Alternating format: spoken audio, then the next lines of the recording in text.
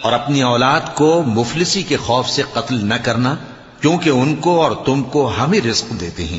کچھ شک نہیں کہ ان کا مار ڈالنا بڑا سخت گناہ ہے، اور زنا کے پاس بھی نہ جانا کہ وہ بے حیائی ہے اور بری راہ ہے۔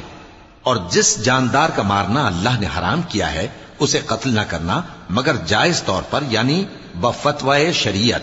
اور جو شخص ظلم سے قتل کیا جائے، ہم نے اس کے وارث کو اختیار دیا ہے کہ ظالم قاتل سے بدلہ لے، تو اس کو چاہیے کہ قتل کے قصاص میں زیادتی نہ کرے، کہ وہ منصور و فتح یاب ہے۔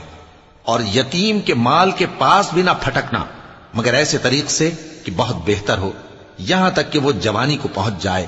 اور عہد کو پورا کرو کہ عہد کے بارے میں ضرور پرسش ہوگی۔ اور جب کوئی چیز ناپ کر دینے لگو تو پیمانہ پورا بھرا کرو، اور جب تول کر دو تو ترازو سیدھی رکھ کر تولا کرو۔ یہ بہت اچھی بات